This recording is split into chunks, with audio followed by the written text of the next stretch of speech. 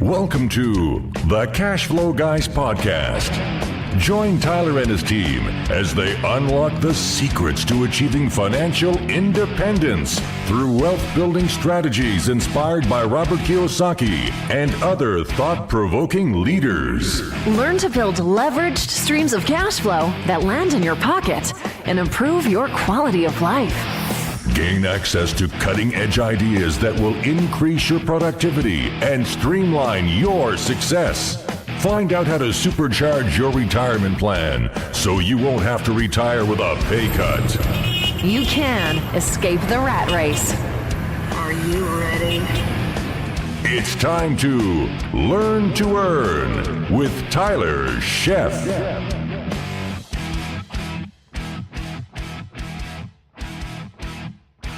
Welcome to the Cash Flow Guys podcast. First, I want to go ahead and kick off by wishing everybody a happy 2018. I hope that you guys had a safe and productive holiday. By productive, I mean we talked about this is, at least for me, one of the most profitable times of the year. If you're in the real estate space, the time to get your leads, the time to discover opportunity, the time that people really decide that they have problems is usually during the holiday. Now, we also came through the end of the year. We came through the 2017, 2018. I was down in Key West. Jill and I were down in Key West having a good old time. Got the jet ski out, running around, a wave runner, whatever you call them these days.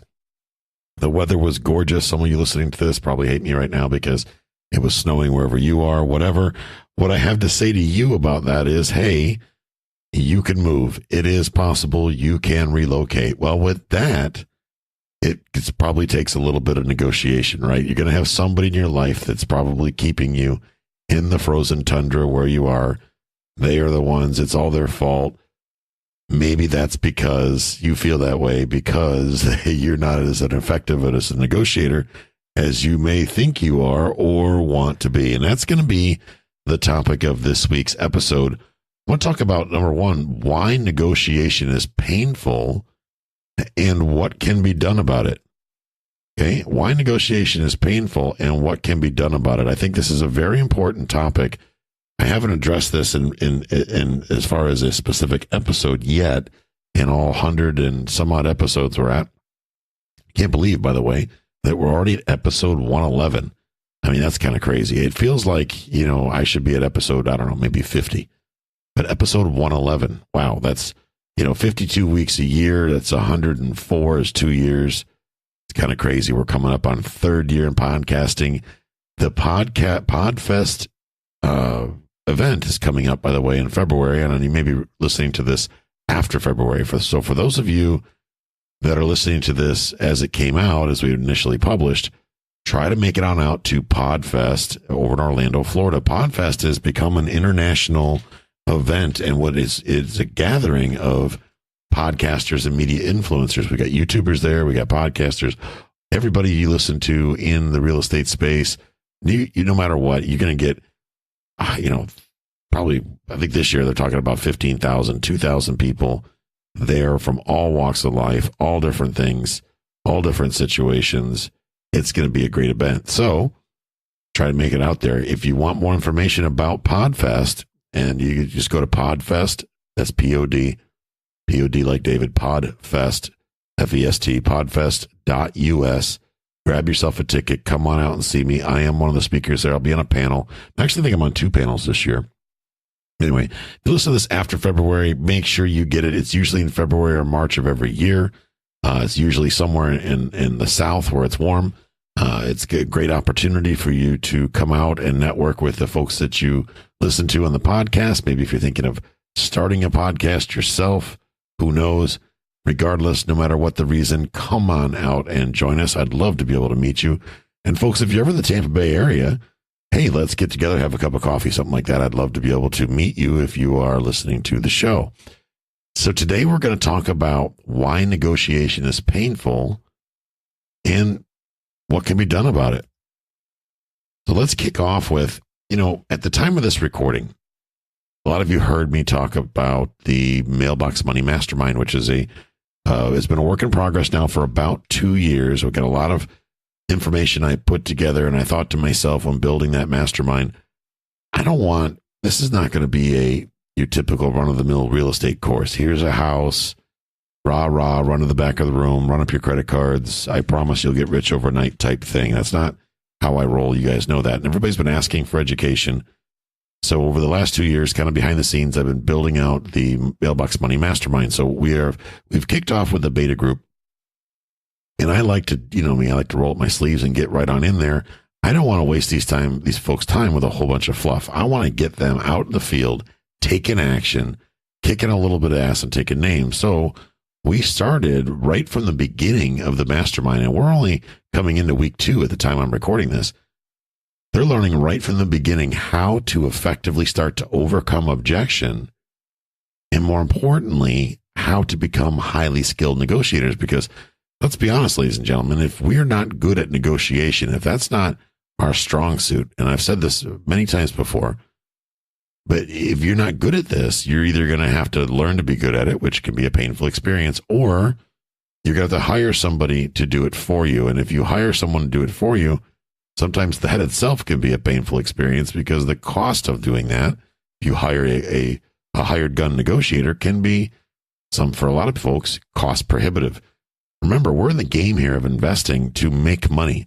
We want to make a profit. So every ancillary service that we have to go out and hire, that we are not, because we are not good at it, because it's not what we're best at, these add additional expense. And some things like property management, you won't get me to manage my own property. I don't want to be a property manager. I'm willing. The expense of property management is not an expense for me at all. I think it's free. That's my opinion. But negotiating basically will get you to a price and a term, but it leaves a lot of room if you've got to hire a negotiator to handle everything. So today I'm going to talk about why negotiation is painful, and I'm going to help guide you through this process. Now, as I'm guiding the folks in my mastermind through the process of learning, I got to tell you, I'm getting a kick out of watching them win. Because here's the deal. Some of the people that thought they would have some of the most difficult time in negotiating, that were the most afraid of it, are garnering the best results. And they're surprising themselves. They're blowing their own minds. They're like, oh my goodness, I can't believe I pulled that off. I have them undertaking specific tasks, and those tasks are designed to help them learn how to deal with rejection, and more importantly, how to lessen the likelihood of it occurring. Now, there is no way, the only way you can completely eliminate rejection from the mix is to simply stay home. Put your blankie on, lay on the couch, and, watch YouTube videos. That's the only way you're going to avoid rejection, is to just sit home and do nothing, right? Stare at the wall, hope to gosh that your employer doesn't fire you, and hope to God that the government somehow pulls their head out of the you-know-what and has enough money to support you for the rest of your life. Or maybe mom and dad's basement is still open, who knows? But if that's not what you want to do, then you're going to have to get out there and fail forward, fail fast. Here's what I've discovered is a lot of sales trainers, they sell scripts. And folks have asked me for scripts. Hey, Tyler, can we have your script? Those things that are there to tell you what you're supposed to say to, quote unquote, get the sale. I don't believe in scripts. I've never been a big believer in scripts. I have them. I've used them to help train employees sometimes, or vendors that work for us, or at least to give them a general idea of what the tone of how we want things done. But we don't expect them to use them word by word or verbatim. And unfortunately, a lot of the sales training programs you get, the people wind up reading off the script. And ladies and gentlemen, I can tell when you're reading.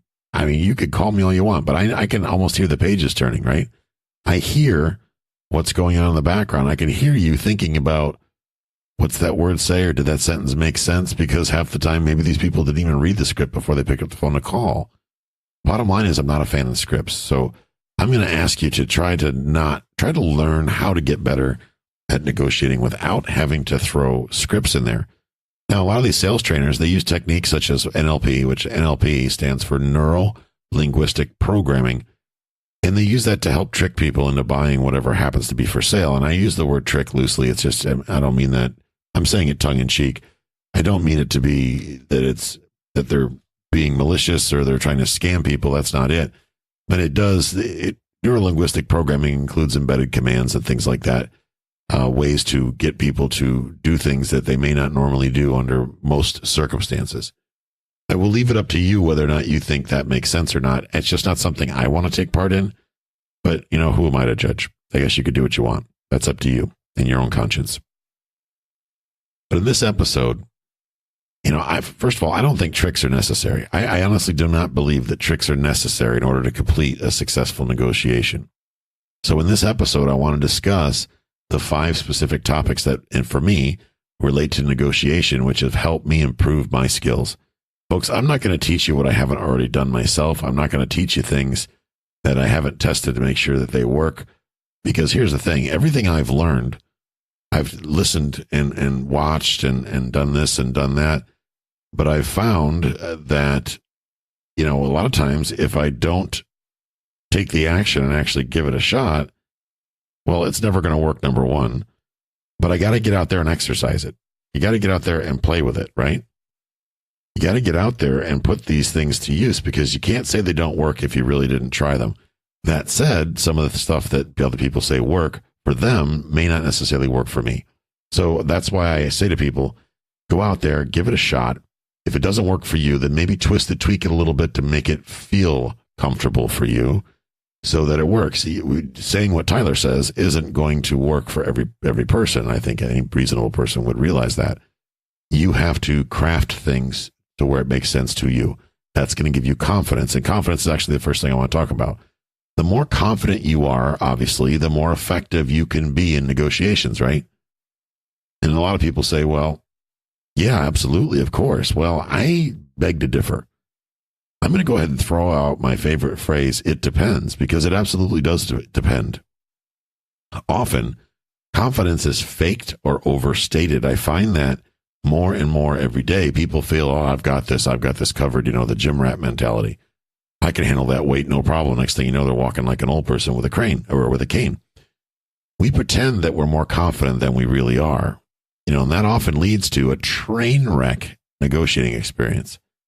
Being overconfident also, folks, can backfire in an instant by simply doing nothing else but alienating the other party. Just alienating the other party, not even realizing it. You think that you're there, you're using this fake confidence as a protection method, but at the end of the day, you're making the other party unnecessarily uncomfortable, and then things don't necessarily go the way you wanted them to go, and that's not going to work out well for you, okay? So if the other person is turned off, offended, and let's be honest, we live in a society where people get offended about everything now, right? I mean, we are surrounded by a bunch of easily offended folks. There's just no doubt about that. I think everybody here would agree with that. Bottom line is every negotiation must end in a win-win scenario. So let me ask you, riddle me this. How can you be overbearing, overconfident, domineering, and have a win-win? Well, the answer is you can't. You cannot. So going back to the original statement, tying back to the more confident you are, the more effective you can be in negotiations. That I don't necessarily agree with that statement. I think that's too loose of a statement. I think there's a lot of factors that fall into that, the negotiation can go horribly wrong by too much confidence, so to speak. So we got to be careful when we say these things. Got to be careful with this type of mindset and idea. So for me, when I find myself feeling, a lack of confidence, so to speak, prior to negotiation, and yes, that happens to me, and it happens more often than what you might want to believe. Negotiations is never comfortable for everybody. I mean, it's never for anybody ever. There's always one circumstance where, well, it's not the most comfortable thing in the world. Even me, I get that feeling as well. I first take a minute to kind of de-rationalize the reasons for my lack of confidence. And by that, I mean, I know I just made up that word de-rationalize, but riddle me this. I have a inward conversation with myself where I spell out the specific things that will go wrong. And you're probably thinking, well, how does that work, Tyler? Well, let me ask you, have you ever had an inward conversation with yourself, talking to yourself, kind of inside, not saying anything? and then go through both sides of the process, right? What's the worst that can happen, right? What's the worst that can happen? Well, somebody may wonder why your eyes are rolling around your head, right?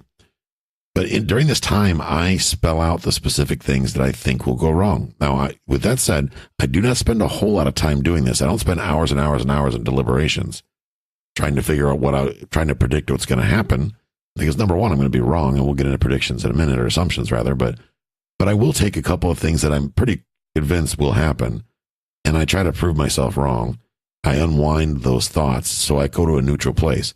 I'm only going to invest a few minutes in this, and realistically, at the end of this little 5-minute block of time, I wind up shaking my head and dismissing these things as either ridiculous or insignificant. Because I can make a mountain out of a molehill. All of us can. I can make things a lot worse than what they need to be. I can assume that the seller's not going to take my offer. And more often than not, I'm wrong when I think that way. So let's not fall into that trap. And with that, let's go ahead and kick off with assumptions. First of all, have you ever thought to yourself, well, they're not going to accept my terms or offer? Those of you that were in my webinar recently, a lot of you agreed that, yeah, you think that a lot. And what usually happens, folks, when that happens is we don't make the offer because we're afraid the seller's going to say no. We don't want to offend them. And those are all legitimate things. I get it. I mean, we don't want to go out and purposely offend people. But at the end of the day, are we really offending them by giving them an offer that's based in you being successful with the asset? Or are you offending them worse by letting it sit on the market for sale, especially if they have a serious problem and they need to get rid of that property? Not saying necessarily a problem with that property, but a problem that the sale of that property could solve. If you're hesitating, then you're supposed to be out there in the field as a problem solver. That's what we've been talking about since day one, right? Solving problems. How can you in good faith say that you're solving problems if you're not willing to write an offer simply because you assume, without any basis, by the way, you assume that the seller won't take the offer? What's that assumption based on? Your opinion. Well, who are you to decide what the seller will take and what they won't take? I mean, really, can you in good faith sit there and say, I know they won't take that offer? Well, how do you know that if you didn't ask them? That's like saying, I know that girl won't dance, so I'm not even going to bother asking her. Well, how do you know that? I mean, I guess maybe if she didn't have arms and legs, she might not be able to dance with you. But otherwise, if the woman can stand on her own 2 feet and has the ability to dance, there is a chance that she'll dance with you. I don't care if you've got a horn growing out of the middle of your head, or you look like, what's that guy, Napoleon Dynamite. You can't assume until you actually take the action. So let's try to not do that, rather. You know, as humans, we often spend a lot of time making assumptions. And I'll be honest with you, I must admit, I really do try to predict the future more often than I should. You would think that I'd have like one of those Swami things wrapped around my head as some sort of a fortune teller. But I realize this is a human act. Everybody does this, and I am no better than anybody else. I'm just a regular guy, just like you. I go through this exact same process. I assume things. I'm wrong. Ask me. You know, I'm a married guy. Can you imagine how many times I assume what my wife wants, and then I do things based on what I think she wants, and come to find out I'm completely wrong? Well, it's because I assumed that I didn't ask, right? I got to stop saying that on the podcast because she listens to the show, and then she'll be like, yeah, you even said it on your own show. But right now she's probably laughing at me. But in almost every situation, I found that when I make an assumption, I almost always incorrectly misjudge what may happen in the future, especially when I predict, or I try to predict, the actions of another person in negotiations. This just recently happened. I put an offer in. I was thinking to myself at the time, there's no way they're going to take this. There's no way they're going to take this. And lo and behold, they took it as accepted. Now, some of you are thinking, well, that just means you paid too much if they took it without countering. No, that says that they found the offer satisfactory, or they really needed to sell this property, so they accepted my offer as it sits. It's not uncommon, because you cannot assume what the seller was thinking. The only way you would really know the answer to that question is to actually ask them that question. So unless you got that guy's phone number, you can't assume why he accepted the offer, or she for that matter. So as humans, we often assume the answers to questions and, more importantly, the reactions to action. And I got to tell you, folks, this holds us back. This holds up most people back from taking the action they need to take in the first place in order to be successful. If you assume that the guy's not going to take your offer, then what's going to happen? You're not going to write the offer. And if you don't write the offer, number one, you're never going to know whether it was accepted or not. But number two, there's no chance, absolutely no chance that it could be accepted because the guy doesn't know that it exists to be able to accept it in the first place. So think about that for a minute. Henry Ford, I think, said, if you think you'll succeed, you will. If you think you won't, you won't. It's true. It's absolutely true. If you, because of the next step after that, well, they're never going to take this offer. That means you're never going to deliver it. You're never going to pitch it because you're already convinced that it's not going to happen. She'll never dance with me. Yeah, well, don't do that. Send the offer in anyway. What's the worst that could happen? They could say no. Oh, goodness. Statistically speaking, folks, assumptions without a basis in specific factual research are almost always incorrect. I'm going to say it again. Assumptions without a basis in specific factual research are almost always incorrect. So unless you can absolutely prove with some sort of factual research that the seller will say no, then it is your responsibility to deliver that offer. It is your responsibility. Knowing that we cannot predict the future accurately, why do we even try? This is what I don't understand. Why do we try to predict the future? We can't. So just make the darn offer, okay?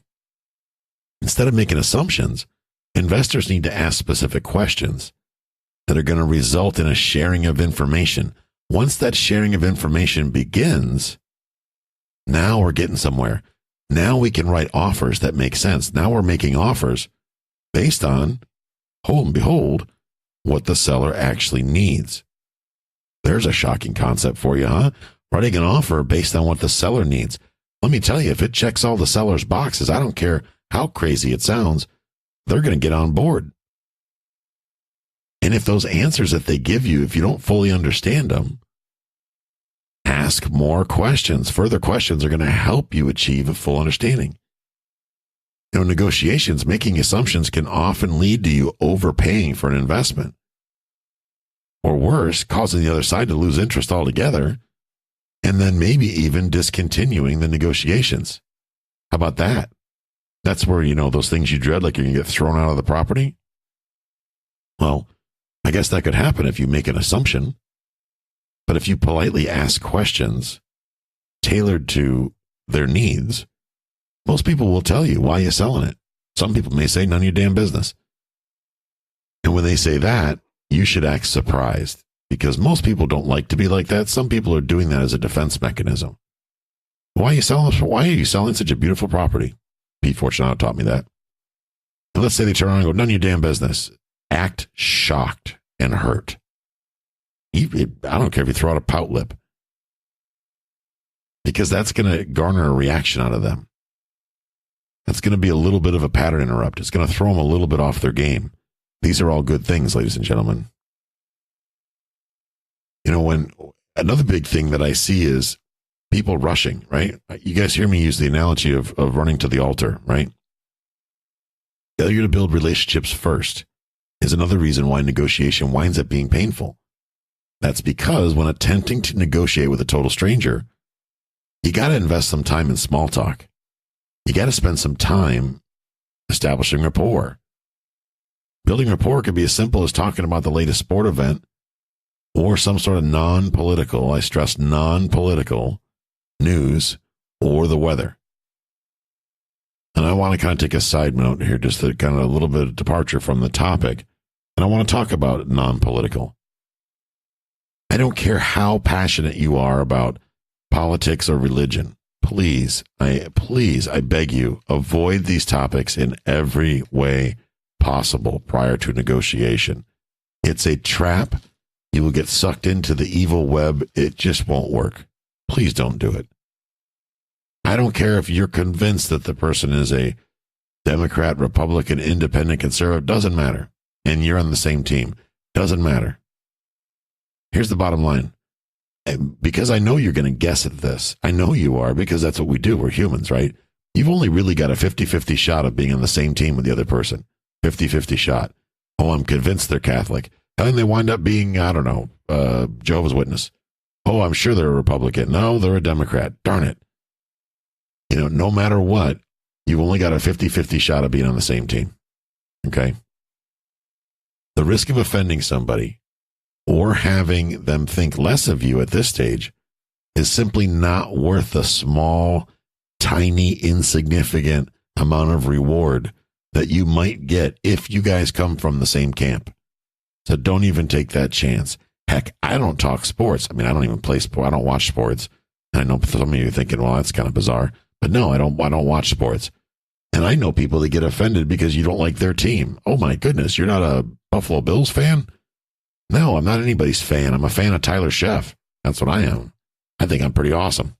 You should get on board. I'll sell you a jersey, right? Have 001 on it. Or just maybe a big fat one with Chef on the back. Who knows? Cashflow guy's jersey, right? Get on Team Cashflow. That's what I'm about. Here's the thing, but you got to invest as much time as practical to get to know these folks. Okay? You got to spend time getting to know these folks. That's what's going to help you understand the situation and what the expectations are. So rejection will be the next section I want to talk about quickly. Rejection, guys, girls, that's going to happen. It's simply part of the process. Remember, though, it was the offer that was rejected, not necessarily you as a person. So buck up, camper, put on your big girl pants and make it happen. Be relieved. And when that first rejection happens, why? Because it means the worst part of it's out of the way. Now you can focus on getting to the yes. Rejection, understand that rejection is just as painful to deliver as it is to receive. Now, many of you, well, you may disagree, but the real fact is that most people do not feel comfortable saying the word no. It's not a comfortable reaction to things. Well, now that you know this very important fact, use it as a tool in your next negotiation. Think of no as one side of the pendulum, and on the other side is a yes.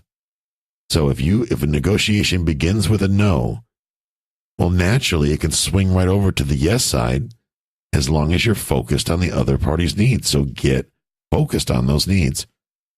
Lastly, my number one pet peeve, probably the reason why I have a podcast, because nobody can interrupt me. Talking too much. Keep your mouth shut unless you're asking questions. I have a meme, those of you who are Facebook friends with me, I have a meme on my Facebook that I put out every once in a while. And I put it on my personal profile, and it says, "I'm sorry I slapped you, but I did not think you would ever stop talking, and I panicked." I love that saying. I really do. I admit that sometimes, okay, maybe often, I imagine myself saying that to several people that I know. Now, you might be amazed how many times I have overheard what would have been a great negotiation be absolutely destroyed by someone who cannot simply shut up. Now, social media and our obsession with electronic devices continues to increase. Our social grace is slipping away. It's out the door. It doesn't exist. I mean, people have an audience now, and they can say and do whatever they want, says the podcaster with a big mouth, right? That's me. The bottom line is, folks, when you arrive at the moment of agreement, shake hands if you're face-to-face, which you always should try to be. Acknowledge agreement somehow. Shake your head, nod, thank you, it's great, looking forward to it, whatever, and get the sale closed. Get the contract signed. Stroke the down payment check, the deposit check, whatever you want to call it, your municipality, your area. But don't get caught up in going on overboard to ask for even more after the agreement has been made. Or worse, making it look like you got over. Save the happy dance for when you get home, okay?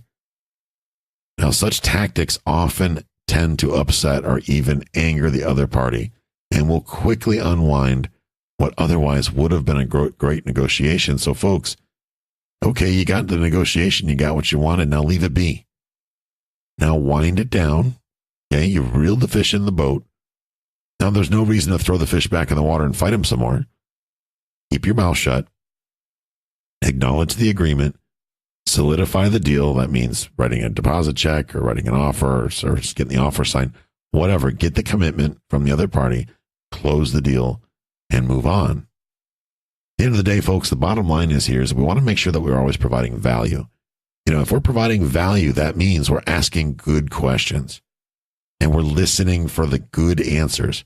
And if we don't understand the answers, if the answers are not the ones that we grasp or not necessarily what we want to hear, then we maybe need to reframe or rephrase the question so that we can get to the true understanding of why they're selling, why are they investing, what are they going to do with the money, what are their expectations, what do they want. I can go on and on and on. But take the time to listen to these people that you're going to be dealing with. And if you take the time to listen to these people, I assure you, you will have many, many successful negotiations. Ladies and gentlemen, I appreciate you spending time with me this week. I hope you got some value out of this. Actually, Larry Harbolt's going to be doing some training. He's been working on it for a while now on negotiations. I'm excited to see that. I'm probably going to put that in my book when I write my book. That's going to be a lot of what my book is about, probably, is negotiations. I'm going to be hopefully working on that this summer. So if you guys are interested in such a thing, let me know. But as always, if you have questions, drop us an email. Go to the website. You can fill out the form. Ask any question you want. Be happy to answer your questions. Go to cashflowguys.com and you'll see the form there. You can fill out, ask questions. You can email us directly, info at cashflowguys.com. That's info at cashflowguys.com. Hope you have a great week. Get out there and make some cash flow. Thank you for joining me. This concludes today's episode. You don't have to wait till the next episode to learn to earn. Head over to cashflowguys.com and contact Tyler and his team for more powerful tips and ideas so you can start generating multiple streams of income and escape the rat race.